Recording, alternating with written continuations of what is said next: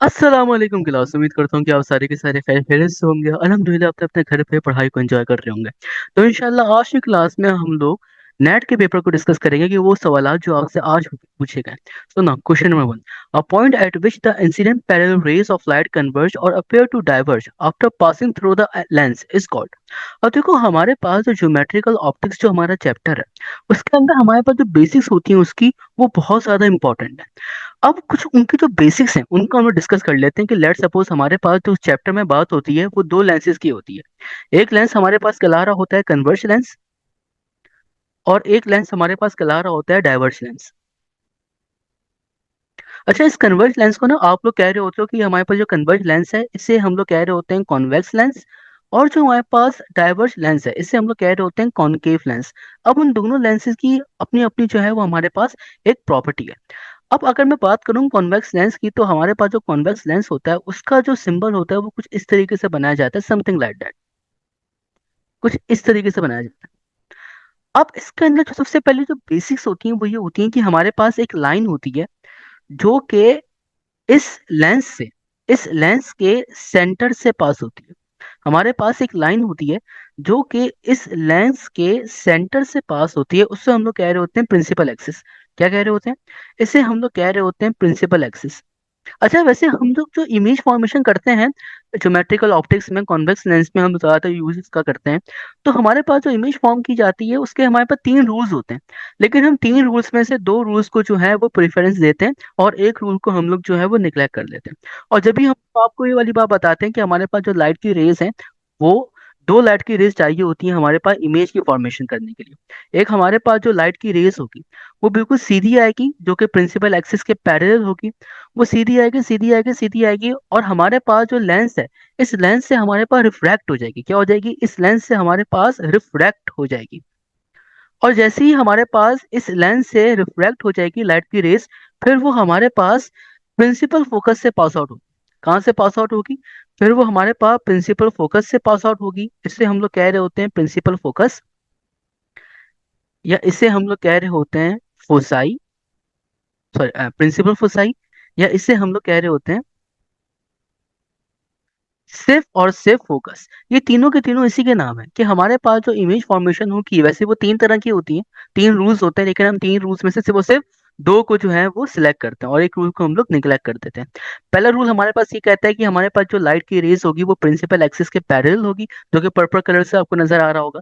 फिर वो लेंस से क्या होगा? फिर वो लेंस से रिफ्रैक्ट होगी।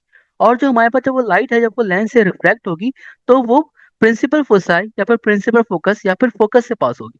दूसरी हमारे पास जो लाइट की रे होगी वो बिल्कुल स्ट्रेट आएगी और वो ऑप्टिकल सेंटर यानी कि हमारे पास वो लेंस के सेंटर से पास आउट होगी। और हमारे पास वो लाइट की रे जो कि प्रिंसिपल एक्सिस के पैरेलल थी फिर बाद में रिफ्लेक्ट हो गई, और हमारे पास वो लाइट की रे जो कि हमारे पास इस लेंस के सेंटर से पास आउट हुई है। ये जिस पॉइंट पे इंटरेक्शन इंटरसेक्शन करती हैं, ये जिस पॉइंट पे हमारे पास इंटरसेक्शन करती हैं, हम ये वाली बात एज्यूम कर लेते हैं कि हम लोग वहां पे इमेज फॉर्मेशन हो जाती है। वहां पे क्या हो जाती है? वहां पे हमारे पास जो है वो इमेज फॉर्मेशन हो जाती है जहाँ पे ये दोनों की दोनों जो रेस हैं वो आपस में इंटरसेक्ट हो जाती है। तो इस पॉइंट पे हमारे पास जो है वो क्या हो जाता है? इस पॉइंट पे हमारे पास इमेज की फॉर्मेशन हो जाती है। ओके। अब सिनेरियो हमारे पास ये आता है कि मैंने जब नेट के पेपर्स में बात डिस्कस हुई भी है, मैंने जो प्रीसीडिंग वीडियोस हैं उसके अंदर ही मैंने आपको पहली बार बताई थी कि इमेज फॉर्मेशन जब 2f पे रखते हैं तो क्या होता है, f पे रखते हैं तो क्या होता है, और बिटवीन f एंड 2f पे रखते हैं तो क्या होता है। ये सारी की सारी जो बातें हैं आप जरा उस लेक्चर में देख लीजिएगा। अच्छा, हमारे पास ना यहाँ पे बहुत सारी टर्म्स हैं, उनको हम लोग जो है वो एक बारी डिस्कस कर लेते हैं। देखो हमारे पास सबसे पहली चीज जो होती है ना वो होता है कि सेंटर ऑफ कर्वेचर क्या होता है। देखो सेंटर ऑफ कर्वेचर हमारे पास ये होता है कि हमारे पास जो ये लेंस है जो कि कॉन्वेक्स लेंस है, ये हमारे पास जो है वो किसी ना किसी एक मिरर का पार्ट होगा। और मिरर हमारे पास स्पेरिकल मिरर हम लोग यहाँ पे डिस्कस करते हैं। तो स्पेरिकल मिरर का हमारे पास जो सेंटर होगा ना उसे हम लोग कहेंगे सेंटर ऑफ कर्वेचर। अच्छा, पोल हमारे पास क्या होता है? पोल बेसिकली हमारे पास होता है कि स्पेरिकल मिरर का वो सेंटर पॉइंट, स्पेरिकल मिरर का वो सेंटर पॉइंट जहाँ पे जो लाइट की रेस है अगर वो रिफ्लेक्ट हो जाती हैं स्पेरिकल मिरर का वो सेंटर पॉइंट अगर जहाँ पे हमारे पास जो लाइट की रेज है अगर वो हमारे पास रिफ्लेक्ट हो जाती हैं तो उस पॉइंट को हम लोग कह रहे होते हैं पोल, और इसको हम लोग डोनेट करते हैं पी से। अच्छा, प्रिंसिपल फोकस मैंने आपको बता दिया कि लाइट की वो रे होती है कि हमारे पास कि जो फोकस से या फिर हमारे पास प्रिंसिपल फोसाई से या फिर हमारे पास प्रिंसिपल फोकस से पास आउट होती है एक लाइट की रे। अच्छा, यहाँ पे हमारे पास बात की जाती है फोकल लेंथ की। फोकल लेंथ बेसिकली हमारे पास जो होता है उसका एक फॉर्मूला और भी होता है, और वो फॉर्मूला हमारे पास होता है that is focal length equals to half multiply by radius of curvature. कभी कभी हमारा जो एग्जामिनर है वो यहाँ से भी सवाल पूछ लेता है कि हमारे पास जो फोकल लेंथ है उसका फॉर्मूला हमारे पास half multiply by radius of curvature भी होता है।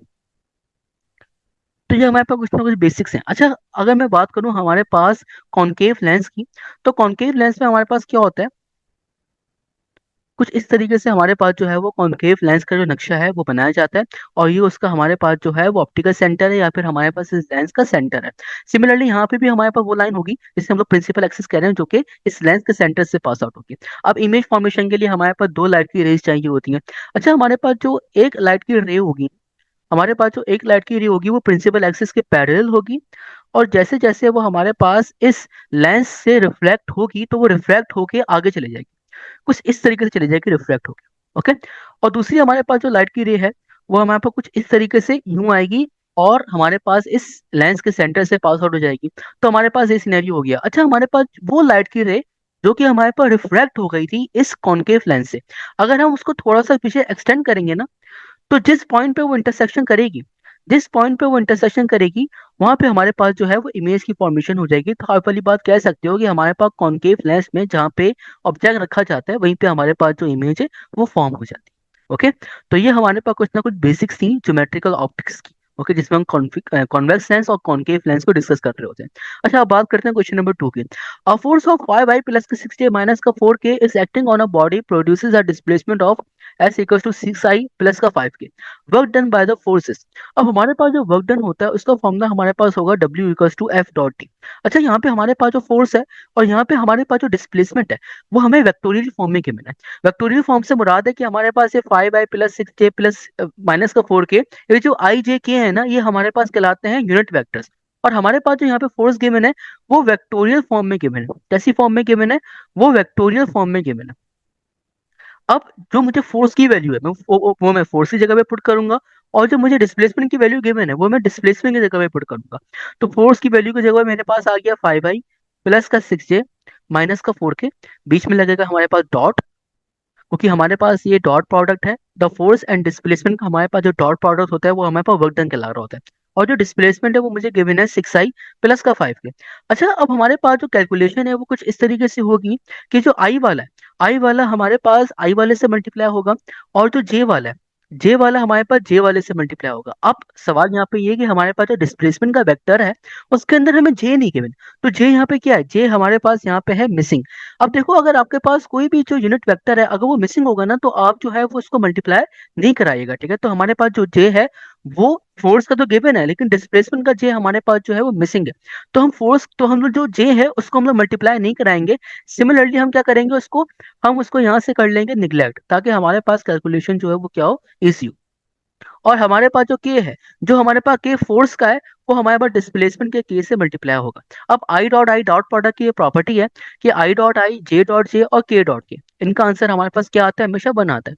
सिमिलरली आई डॉट जे और हमारे पास I dot J, I dot के और जे डॉट के, इनका जो आंसर आता है वो हमारे पास कैसा आता है, वो हमारे पास आता है जीरो, क्योंकि आई हमारे पास एक्स एक्सिस की डायरेक्शन को रिप्रेजेंट करता है, जे हमारे पास वाई एक्सिस की डायरेक्शन को रिप्रेजेंट करता है। तो एक्स एक्सिस और वाई एक्सिस के दरमियान का हमारे पास जो एंगल होता है वो 90 डिग्री होता है, और डॉट प्रोडक्ट हमारे पास 90 डिग्री पे या परपेंडिकुलर पे जाके फेल हो जाता है। ओके, जब भी अब हमारे पास सिनेरियो ये होगा कि जब मैं आई वाला आई से मल्टीप्लाई करूंगा तो आई डॉट आई वन होता है, और 5 6 कितना होगा, 5 6 मेरे पास होता है 30, तो मैंने यहाँ पे लिख दिया 30। और ये तो मेरे पास माइनस का 4k, ये प्लस के 5k से मल्टीप्लाई होगा, तो k डॉट के मेरे पास 1 होता है ना। 5 4 कितना होता है, 5 4 मेरे पास होता है 20, और माइनस का 4 और ये प्लस का 5 था। ठीक है, माइनस का 4 और प्लस का 5, तो 5 और 4 को तो मल्टीप्लाई कर दिया। अब जब माइनस और प्लस आपस में मल्टीप्लाई होंगे तो माइनस प्लस मेरे पास माइनस बन जाएंगे। जब मैं 30 में से 20 को माइनस करूंगा तो मेरे पास आंसर आएगा 10 units, which is option number A मेरे पास जो है वो बिल्कुल राइट आंसर है। अच्छा, सिमिलरली हमारे पास ऐसा भी होता है कि हमारे पास जो यहाँ पे फोर्स गिवन है वो वेक्टोरियल फॉर्म में गिवन है। हमारे पास यहाँ पे जो फोर्स गिवन है वो मैग्नीट्यूड की फॉर्म में नहीं गिवन। अगर हमारे पास फोर्स यहाँ पे मैग्नीट्यूड की फॉर्म में गिवन होती तो हम लोग उसको इस तरीके से कर लेते, W equals to F D cos theta. अच्छा, फिर हमारे पास जो फॉर्मुला ओपन होता तो वो कुछ इस तरीके से बन जाता, W equals to F D cos theta. अब ये जो कॉस थीटा होता है ना, इसका बहुत बड़ा फंक्शन है हमारे पास। अब देखो, कभी कभी एग्जामिनर इतना अच्छा होता है कि हमें कॉस थीटा की वैल्यू जो है वो डायरेक्टली बता देता है कि थीटा की आपके पास ये वैल्यू है। कभी कभी वो नहीं बताता। अगर कभी कभी वो आपको नहीं बताए ना, तो इसका मतलब ये होता है कि आपने जो स्टेटमेंट जो एग्जामिनर ने आपको गिवन की हुई है, वहां से आप पढ़ के खुद जज करो कि थीटा की वैल्यू क्या होगी। थीटा अगर पैरेलल होगा तो हमारे पास 0 डिग्री आ जाएगा, अगर एंटी पैरेलल होगा तो 180 डिग्री आ जाएगा, परपेंडिकुलर हो जाएगा तो 90 डिग्री आ जाएगा, ठीक है। अब कभी कभी इस तरीके से स्टेटमेंट आती है। अच्छा, कभी कभी इस तरीके से स्टेटमेंट आती है कि अगर आपके पास जो क्वेश्चन गिवन है उसमें जो ऐसा सिनेरियो एग्जामिनर ने बना दिया है कि थीटा की वैल्यू को आप जज ही नहीं कर पा रहे। अगर आप थीटा की वैल्यू को जज नहीं कर पा रहे और क्वेश्चन में भी उसने कोई हिंट नहीं दी हुई कि थीटा की वैल्यू क्या होनी चाहिए, तो उसके अंदर थीटा, इस पूरे कॉस थीटा की जगह पे हम लिख देंगे 1। या आपके पास कुछ ना कुछ 3 स्टेप्स होते हैं, और ये हमेशा हर उन फॉर्मूलाज में यूज होंगे जहां पे हमारे पास थीटा यानी कि एंगल आएगा। Question number 3, the power in AC circuit is given by. अब हमारे पास जो पावर होता है इन एसी सर्किट का, इसके बहुत सारे जो है वो सवालात पूछे गए हैं। इंशाल्लाह इस वीडियो के अंदर मेरी जितनी कोशिश होगी उसके अंदर मैं कोशिश करूंगा कि जो एसी सर्किट्स है उसके जो मैक्सिमम कॉन्सेप्ट्स होते हैं वो सारे के सारे मैं आपको दे दूं, ताकि आपके जो मार्क्स हैं वो अच्छे स्कोर है। अब हमारे पास सिनेरियो ये होता है एसी सर्किट्स के अंदर कि जो पावर का फॉर्मूला होता है वो हमारे पास होगा P equals to V R M S multiply by I R M S multiply by cos of theta. ये हमारे पास जो है वो पावर का फॉर्मूला होता है एसी सर्किट्स के अंदर। अब अगर मैं क्वेश्चन को देखूं तो क्वेश्चन हमारे पास यहीं पे सॉल्व हो गया, लेकिन मैं वो टीचर नहीं हूँ जो उससे बस मैं आंसर करवाता हूँ। मैं हर एक चीज को डिस्कस कर रहा होता हूँ ताकि हमारे जो कॉन्सेप्ट्स हैं वो ज्यादा से ज्यादा अच्छे हों। तो हमारे पास ऑप्शन नंबर डी इसका राइट आंसर है। लेकिन हमारा जो एग्जामिनर है वो इतना चालाक होता है, कभी कभी आपसे पूछते हैं कि भाई आप मुझे बताओ कि एट रेजोनेंस के ऊपर, आप मुझे बताओ कि एट रेजोनेंस के ऊपर हमारे पास जो फेस एंगल होता है वो कितना होता है। अब ये थीटा है ना, ये हमारे पास फेस एंगल होता है। अब एग्जामिनर इतना चालाक होता है, कभी कभी वो आपसे पूछते हैं कि भाई मुझे बताओ कि एट रेजोनेंस के ऊपर हमारे पास जो फेस एंगल है वो कितना होगा। अब देखो, हमारे पास जो फेस एंगल होता है उसका हमारे पास एक फॉर्मूला है। वो फॉर्मूला हमारे पास होगा, that is phi equals to tangent inverse XL minus का एक्सी अपॉन आर। ये हमारे पास जो है वो फॉर्मूला आता है। अब रेजोनेंस की खास बात ये होती है कि रेजोनेंस के अंदर हमारे पास जो कैपेसिटिव रिएक्टेंस है यानी कि एससी, एससी बोले तो कैपेसिटिव रिएक्टेंस और एक्सएल बोले तो इंडक्टिव रिएक्टेंस। अब रेजोनेंस के अंदर हमारे पास जो कैपेसिटिव रिएक्टेंस है वो इंडक्टिव रिएक्टेंस के बराबर हो जाती है। ओके, तो एक्सी इक्वल टू एक्सएल हो जाएगा। तो जब मैं एक्सी की जगह पे एक्सएल पुट करूंगा तो देखिए क्या बनेगा। हमारे पास बन जाएगा phi equal to tangent inverse XL, और मैं एक्सी की जगह पे एक्सएल पुट कर रहा हूँ, तो एक्सएल माइनस का एक्सएल अपॉन आर। अब ये एक्सएल और ये प्लस का एक्सएल और माइनस का एक्सएल, ये दूसरों को आपस में कट करके बना लेंगे 0, और मेरे पास जो फेस एंगल आएगा वो कितना आएगा, वो मेरे पास आएगा 0 डिग्री। तो हमेशा याद रखिएगा कि आपके पास जो रेजोनेंस होता है उसके ऊपर आपका जो फेस एंगल होता है वो कैसा आता है, वो हमारे पास आता है डेट इज 0 डिग्री।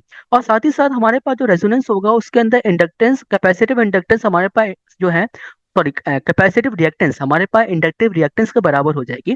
जिसकी वजह से अगर मैं आरएलसी सीरीज सर्किट और आरएलसी पैरेलल सर्किट की बात करूं, अब देखो यहाँ पे थोड़ी सी डिटेल आ रही है लेकिन बिल्कुल भी घबराना नहीं, कि अगर मैं आरएलसी सीरीज की बात करूं, आरएलसी सीरीज सर्किट की, तो आरएलसी सीरीज सर्किट को हम लोग ना एक्सेप्टर सर्किट भी कह रहे होते हैं। अगर आप इंशाल्लाह आगे जाके मैकेनिकल इंजीनियरिंग लोगे तो उसके अंदर ना आप अप्लाइड फिजिक्स पढ़ोगे। अब उसके अंदर हमारे पास ये आरएलसी सीरीज सर्किट का जो प्रैक्टिकल होता है वो कराया जाता है। तो आरएलसी सीरीज सर्किट को हम लोग कह रहे होते हैं एक्सेप्टर सर्किट, और सर्किट की शॉर्ट फॉर्म हमारे पास सीकेटी होती है। ओके, और हमारे पास एक और सर्किट होता है आरएलसी का, उसे हम लोग कह रहे होते हैं आरएलसी पैरेलल, इसे हम लोग कह रहे होते हैं रिजेक्टर सर्किट।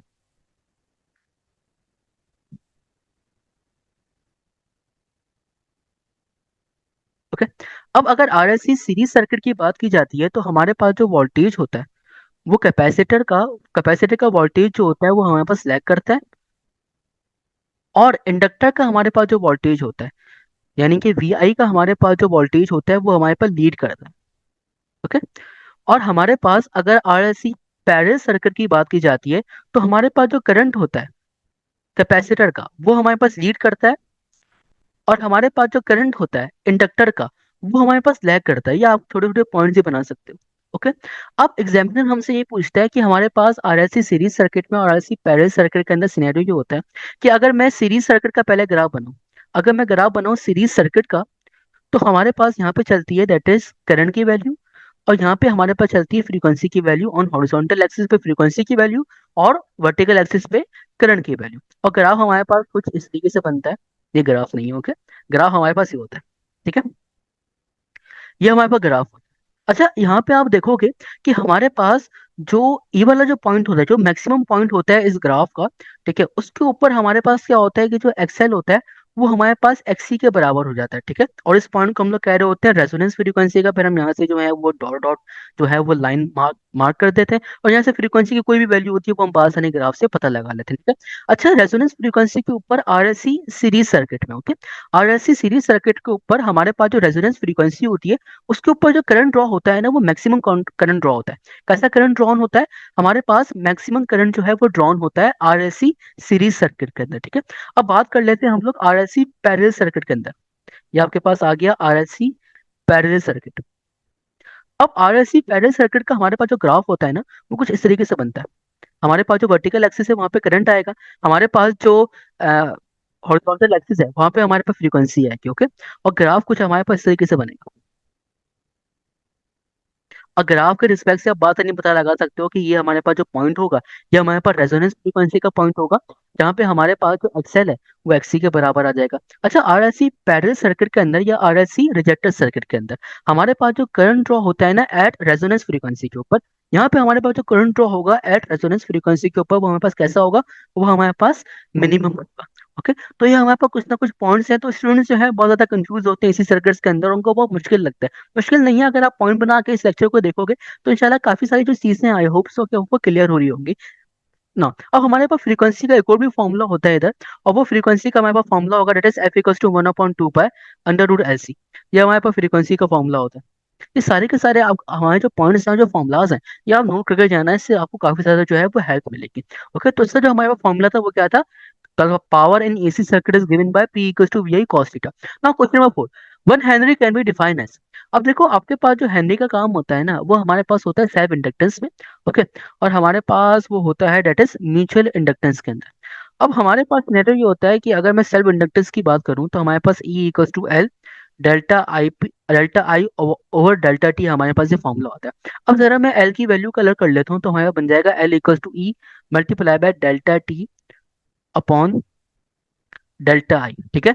अब हमारे पास जो ई है उसका हमारे पास जो यूनिट चलेगा वो हमारे पास चलेगा डेट इज वोल्ट, और हमारे पास जो डेल्टा टी है इसका जो हमारे पास यूनिट चलेगा वो हमारे पास चलेगा डेट इज सेकंड। और हमारे पास जो डेल्टा आई है जो कि हमारे पास करंट है, इसका हमारे पास यूनिट चलेगा वो चलेगा हमारे पास दैट इज एम्पियर।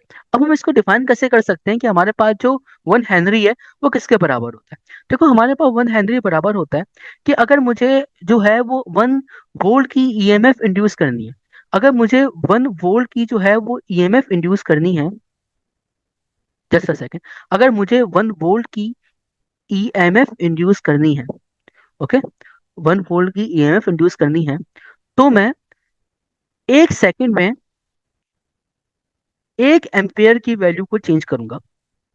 अगर मुझे 1 हेनरी को डिफाइन करना है कि 1 हेनरी किस तरीके से डिफाइन होगा, तो मुझे 1 वोल्ट की अगर ईएमएफ इंड्यूस करनी है तो मैं 1 सेकंड में 1 एम्पियर की करंट की जो वैल्यू है वो मैं चेंज करूंगा, ओके। इस तरीके से हम डिफाइन करते हैं दैट इज 1 हेनरी को। तो जो हमारे पास ऑप्शन नंबर सी है वो हमारे पास बिल्कुल इसका राइट आंसर है, जो कि सेल्फ इंडक्टेंस और म्यूचुअल इंडक्टेंस के अंदर हम लोग इसको यूटिलाइज करते हैं। Question number 5। The number of photo electrons ejected is. अभी जो सवाल आया है ये हमारे पास पूछा गया है that is photo electric effect से। अब फोटो इलेक्ट्रिक इफेक्ट में हमारे पास खास बात ये होती है कि हमारे पास जो इलेक्ट्रॉन होता है उसको हमने निकालना होता है। अब इलेक्ट्रॉन को निकालने के लिए हमारे पास बहुत सारे जो है वो मेथड्स होते हैं। हम लोग जो मेथड यूज करते हैं वो हम लोग फोटॉन की सूरत में करते हैं। अब अगर हमारे पास कोई भी मेटल की प्लेट है, उसके ऊपर क्या होता है कि हम लोग जो है फोटॉन्स को सेंड करते हैं। तो अगर हम लोग फोटॉन्स को सेंड करें और उसकी वजह से जो इलेक्ट्रॉन है वो इजेक्ट आउट हो जाए, तो इस तरह की इलेक्ट्रॉन की एमिशन को हम लोग कहेंगे फोटो एमिशन, और ये प्रोसेस हमारे पास कहलाएगा फोटो इलेक्ट्रिक इफेक्ट। अच्छा, जब हम लोग जो है वो फोटो इलेक्ट्रिक इफेक्ट के ग्राफ को डिस्कस करते हैं तो यूजुअली इसके हमारे पास 3 ग्राफ आते हैं। एक हमारे पास बनता है करंट और इंटेंसिटी का, एक हमारे पास बनता है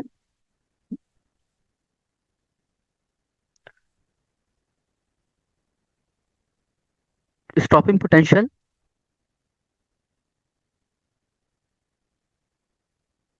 और हमारे पास बनता है करंट का,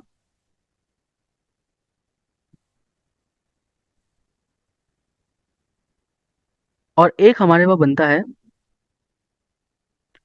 स्टॉपिंग पोटेंशियल और फ्रीक्वेंसी का।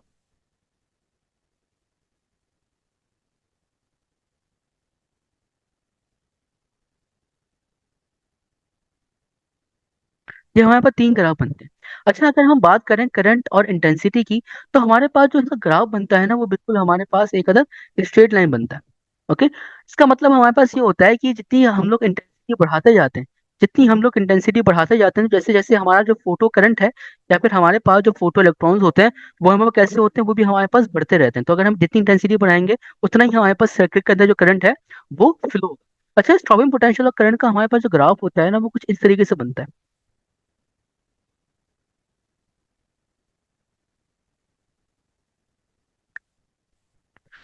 अच्छा, ये जो हमारे पास ग्राफ होता है ना, ये इस चीज को रिप्रेजेंट कर रहा होता है कि हमारे पास जो स्टॉपिंग पोटेंशियल होता है, वो इंटेंसिटी के ऊपर डिपेंड नहीं करता है। ओके, हमारे पास स्टॉपिंग पोटेंशियल और करंट का हमारे पास जो ग्राफ होता है, वो इस चीज को रिप्रेजेंट करता है कि हमारे पास जो स्टॉपिंग पोटेंशियल होता है, वो इंटेंसिटी के ऊपर डिपेंड नहीं करता। और जो अमाउंट ऑफ करंट होती है, इसे हम लोग कह रहे होते हैं सैचुरेशन करंट। इसका मतलब हमारे पास ये होता है कि आप कोई भी इंटेंसिटी वाला बल्ब ले लें, आप कोई सी भी इंटेंसिटी वाला बल्ब ले लें, सबका जो स्टॉपिंग पोटेंशियल है वो कैसा आएगा, सबका स्टॉपिंग हमारे पास जो है वो सेम ही आ रहा होगा। और हमारे पास जो तीसरा ग्राफ होता है, वो बनता है स्टॉपिंग पोटेंशियल का और फ्रीक्वेंसी का। ये ग्राफ हमें वाली बात बता रहा होता है कि जितनी ज्यादा हमारे पास फ्रीक्वेंसी होगी, जितनी ज्यादा हमारे पास फ्रीक्वेंसी होगी लाइट की, जितनी ज्यादा हमारे पास फ्रीक्वेंसी होगी लाइट की, उतनी ज्यादा हमारे पास क्या होगी, एनर्जी होगी। क्योंकि अगर हम मैक्स प्लैंक की बात करें, तो हमारे पास जो एनर्जी होती है, बट डायरेक्टली प्रोपोर्शन होती है हमारे पास फ्रीक्वेंसी के। तो जितनी ज्यादा हमारे पास फ्रीक्वेंसी होगी, उतनी ही ज्यादा हमारे पास क्या होगी, उसकी एनर्जी होगी। और उसको रोकने के लिए हमारे पास उतना ही ज्यादा स्टॉपिंग पोटेंशियल चाहिए होता है। तो उसका मतलब ये होता है कि हमारे पास जो स्टॉपिंग पोटेंशियल होता है, वो फ्रीक्वेंसी के ऊपर डिपेंड करता है। ओके, वो कुछ इस तरीके से डिपेंड करता है कि अगर मैं बात करूं आपके पास ब्लू की, और अगर मैं बात करूं आपके पास रेड की, ये आपके पास दो डिफरेंट कलर्स हैं। अब हमारे पास जो ब्लू होगा, उसकी हमारे पास जो एनर्जी है वो हमारे पास ज्यादा होगी, और हमारे पास जो रेड होगा, इसकी हमारे पास जो एनर्जी होगी, ठीक है, वो हमारे पास कम होगी। तो ब्लू को रोकने के लिए हमारे पास, ब्लू को रोकने से मुराद हमारे पास ये है कि अगर हम लोग ब्लू लाइट फेंकेंगे, उसके अंदर से हमारे पास जो इलेक्ट्रॉन्स निकलेंगे, उसकी बात हो रही है, ठीक है। तो ब्लू को रोकने के लिए हमारे पास ज्यादा स्टॉपिंग पोटेंशियल चाहिए एज कम्पेयर टू हमारे पास रेड। तो हमारे पास ग्राफ ना कुछ इस तरीके से बनता है फिल्म का।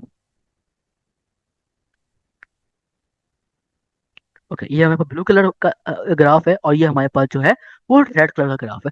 तो ये हमारे पास कुछ ना कुछ ग्राफ की स्टडीज होती हैं, वो जो हम लोग फोटो इलेक्ट्रिक इफेक्ट में करते हैं। So now the number of photo electrons ejected हमारे पास डायरेक्टली प्रोपोर्शन होते हैं to the intensity of incident light. क्योंकि हमारे पास ग्राफ है वो कैसे है, वो हमारे पास लीनियर भी है। Question number 7, the dimension of resistance is. अब हमारे पास जो रेजिस्टेंस होती है, उसका फॉर्मूला हमारे पास होगा, that is V equals to I R according to Ohm's law. तो अगर मुझे रेजिस्टेंस की डायमेंशन चाहिए, तो मैं उसको सेपरेट करूंगा, तो हमारे पास बन जाएगा R equals to V upon I. अब जो हमारे पास V है वो हमारे पास वोल्टेज है, और जो हमारे पास I है वो हमारे पास करंट है। अच्छा, करंट का हमारे पास SI यूनिट के अंदर जो, उसको हम लोग बेसिक क्वांटिटी मानते हैं, ठीक है। और हमारे पास जो करंट का यूनिट यूज होता है, उसे हम लोग कह रहे होते हैं एम्पेयर, और इसकी डायमेंशन जो होती है वो भी हमारे पास एम्पेयर ही हो रही होती है, तो हम कैपिटल ए से रिलेट करते हैं, ठीक है।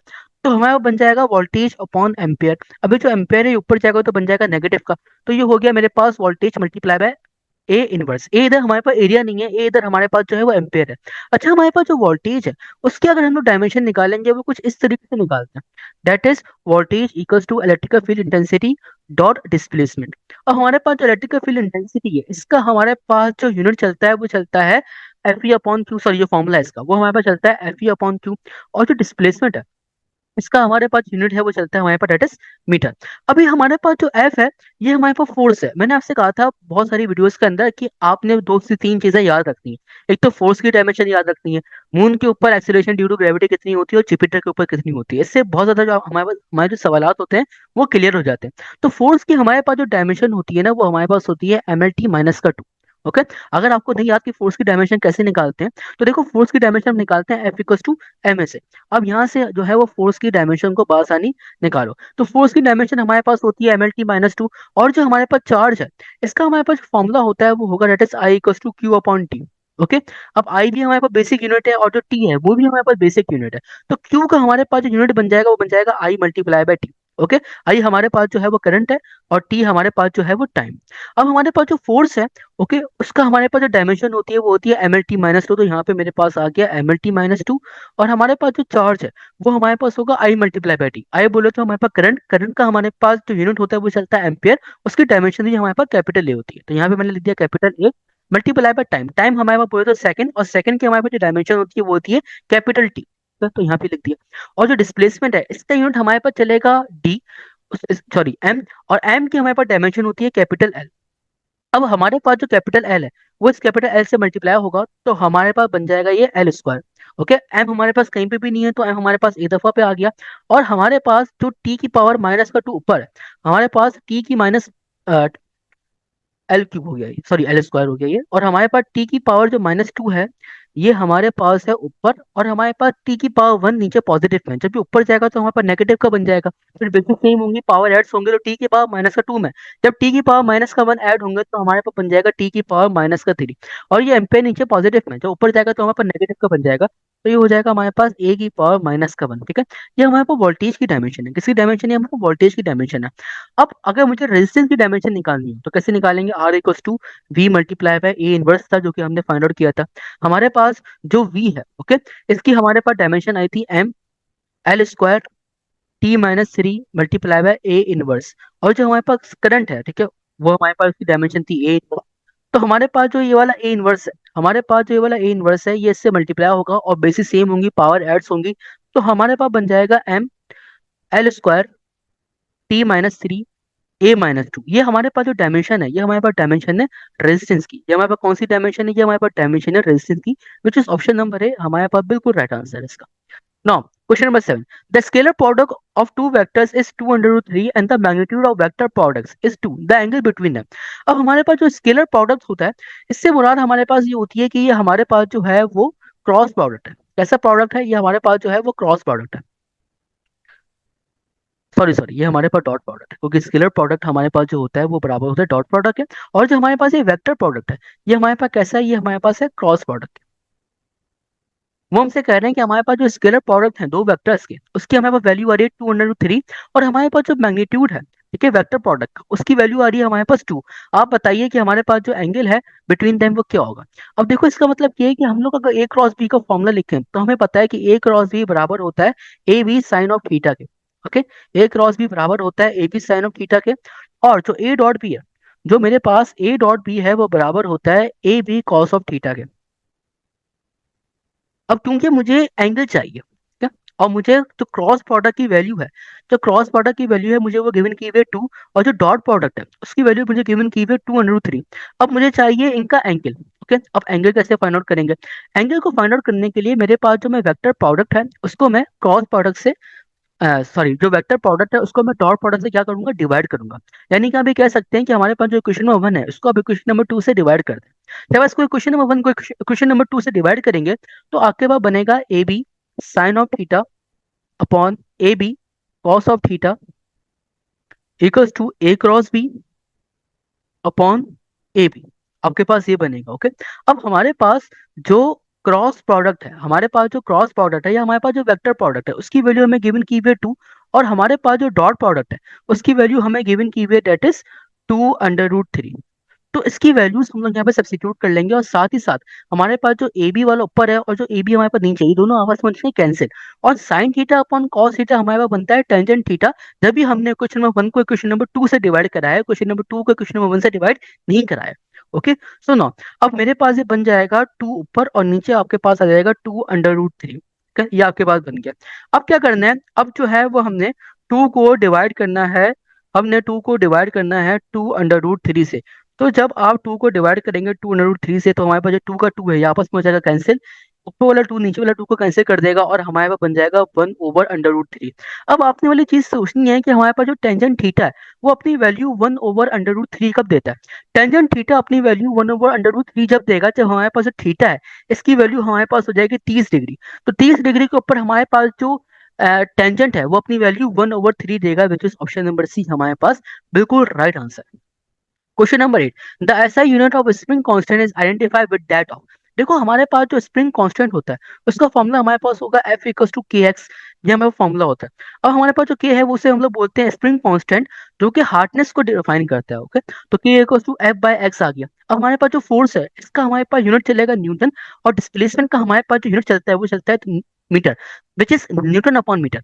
अगर मैं बात करूँ हमारे पास सरफेस टेंशन की, तो वो होता है हमारे पास that is F equals to, sorry sorry, surface tension जो होता है वो हमारे बराबर होता है that is S equals to S dot F बोले तो surface tension equals to force upon length. अब जो फोर्स है वो हमारे पास चलता है न्यूटन के अंदर, हमारे पास जो लेंथ है वो चलती है मीटर के अंदर। तो आपके पास जो स्प्रिंग कांस्टेंट है इसका हमारे पास जो यूनिट है वो हमारे पास सरफेस टेंशन से जो है वो आइडेंटिफाई बिल्कुल बासानी हो रहा होता है। सरफेस टेंशन बेसिकली हमारे पास फ्लूइड की वो प्रॉपर्टी होती है जो कि चाहती है कि हमारे पास जो कोई भी फ्लूइड है, ठीक है, कोई भी इसका जो पार्टिकल है वो कम से कम सरफेस एरिया को ऑक्यूपाई करे। और कम से कम जो सरफेस एरिया होता है वो हमारे पास स्पेयर का होता है। जब भी आपने देखा होगा कि हमारे पास जो रेन ड्रॉप्स होते हैं वो स्पेरिकल इन नेचर के होते हैं, क्योंकि हमारे पास जो सरफेस टेंशन है वो फ्लूइड की प्रॉपर्टी है, जो चाहती है कि आपके पास कोई भी जो फ्लूइड है, ठीक है, और स्पेशली जो लिक्विड है, कि आपके पास जो लिक्विड है वो कम से कम सरफेस एरिया को ऑक्यूपाई करे। और कम से कम सरफेस एरिया हमारे पास स्पेयर का होता है, जबकि हमारे पास जो रेन ड्रॉप्स होते हैं वो स्पेरिकल इन नेचर के होते हैं। सुना question number 9, the speed of sound is greater than. अब आपके पास जो स्पीड ऑफ साउंड है वो डिपेंड करती है दो चीजों के ऊपर। उसे हम लोग कह रहे होते हैं elastic property divided by density, which is equal to bulk modulus divided by density. अब स्पीड ऑफ साउंड किसकी ज्यादा होगी, स्पीड ऑफ साउंड किसकी कम होगी, इसको बासानी समझने का तरीकाकार ये है कि हमारे पास जो स्पीड ऑफ साउंड है वो डायरेक्टली प्रोपोर्शनल है अंडर रूट बल्क मॉडुलस के, और इनवर्सली प्रोपोर्शनल है हमारे पास under root, sorry, inversely proportional है हमारे पास अंडर रूट डेंसिटी के। तो जितनी ज्यादा हमारे पास उस मीडियम की डेंसिटी होगी उतनी ज्यादा हमारे पास साउंड की वेलोसिटी होगी, और जितनी कम हमारे पास जो है वो फ्लूइड की, सॉरी, जितनी कम हमारे पास उस मीडियम की डेंसिटी होगी उतनी ही ज्यादा हमारे पास जो है उस साउंड की क्या होगी, वेलोसिटी होगी। तो ये वाली बात हमने देखी गई सॉलिड्स के अंदर। हमारे पास जो सॉलिड्स होते हैं उनके अंदर हमारे पास जो स्पीड होती है सबसे ज्यादा होती है, उसके बाद हमारे पास लिक्विड्स के अंदर होती है, और उसके अंदर उसके बाद हमारे पास गैस के अंदर होती है। सॉलिड्स के अंदर इसी वजह से ज्यादा होती है क्योंकि हमारे पास जो सॉलिड्स होते हैं इनके अंदर जो इलास्टिक प्रॉपर्टी होती है, ठीक है, वो ज्यादा होती है, और इनकी जो डेंसिटी होती है वो हमारे पास कम होती है। जब भी जो है हमारे पास जो सॉलिड्स होते हैं उनकी हमारे पास सबसे ज्यादा जो साउंड की स्पीड होती है वो ज्यादा होती है। तो विच इज ऑप्शन नंबर ए हमारे पास राइट आंसर, क्योंकि हमारे पास जो स्टील है, ठीक है, वो एक हमारे पास क्या है, वो एक हमारे पास दैट इज सॉलिड ही है। बेसिकली हमारे पास स्टील की और ज्यादा जो है वो एक डेफिनेशंस और भी हैं, लेकिन खैर उसको हम लोग इंशाल्लाह बाद में कर लेंगे। Now question number 10, a body of mass 2 kg is suspended in an elevator by means of spring balance. Okay, the balance reads its weight when the elevator moves up with an acceleration of 5 metre पर second square is. अब हमारे पास जो elevator के cases होते हैं जो यहाँ पे मेंशंस हैं, इसके अंदर जो स्टूडेंट्स हैं वो बहुत ज्यादा कंफ्यूज होते हैं दो फॉर्मुलाज के अंदर। पहला फॉर्मुला हमारे पास होता है that is unbalance force equals to weight minus का टी, और दूसरा फॉर्मुला हमारे पास होता है unbalance force equals to T minus का डब्ल्यू। अभी दो फॉर्मुलाज हमारे पास अलग अलग तरीके से यूटिलाइज होंगे, ठीक है, अगर आप नहीं करोगे तो प्लस माइनस में गलती आएगी हमेशा। Now unbalance force equal to W minus का टी, ये हम लोग वहां पे यूटिलाइज करेंगे जहां पे हमारे पास कोई भी जो एलिवेटर है, ठीक है, जब वो डाउन आ रहा हो, हमारे पास जब एलिवेटर डाउन आ रहा हो तब हम लोग ये फॉर्मूला यूज करेंगे। और unbalance force equal to T minus का डब्ल्यू, ये हम फॉर्मूला जब यूज करेंगे जब हमारे पास जो एलिवेटर है जब वो अप जा रहा हो। ओके, तो इस केस के अंदर हमारे पास जो एलिवेटर है वो कैसा जा रहा है, इस केस के अंदर हमारे पास जो एलिवेटर है वो जा रहा है अप। तो मैं unbalance force equal to T minus का डब्ल्यू यूटिलाइज करूंगा, तो ये बन जाएगा मेरे पास F U B equal to T minus का डब्ल्यू। अब जो टी है वो मेरे पास होगा एम ए, और जो डब्ल्यू है वो मेरे पास चलेगा एम जी। अब मैं यहाँ से जो है वो m कॉमन ले लूंगा तो मेरे पास आ जाएगा m a माइनस का g। जब हम इस सबको सॉल्व करेंगे ना तो आपके पास आंसर आ रहा होगा नेगेटिव का, ठीक है। अब इसके अंदर ट्विस्ट बताऊं क्या, इसके अंदर ट्विस्ट ये है कि वहां पे उसने मेंशन किया हुआ है कि हमारे पास स्प्रिंग बैलेंस हो रहा है। अब जब हमारे पास स्प्रिंग बैलेंस हो रहा है तो इसका मतलब ये है कि जितना हमारे पास टेंशन फोर्स लग रही है उतनी ही हमारे पास जो है वो बॉडी की, उतनी हमारे पास जो वेट है उसके मुकाबिल और उसके बराबर ही हमारे पास टेंशन की फोर्स लग रही है। तो इस केस के अंदर हमारे पास जो अनबैलेंस फोर्स होगी वो कुछ भी नहीं होगी, तो अनबैलेंस फोर्स हमारे पास आएगी 0 न्यूटन। तो ये स्प्रिंग बैलेंस जो था, ठीक है, ये बहुत बड़ा हमारे पास जो इंग्लैंड का छोटा सा वर्ड था वो एक की रोल जो है यहाँ पे प्ले कर रहा था। Thank you for watching this video and thank you for attendance lecture. और ये वो क्वेश्चंस थे जो कि आज के नेट के पेपर में आए हुए थे। ओके, सो नाउ जजाकल्ला, take care of your self, अल्लाह हाफिज।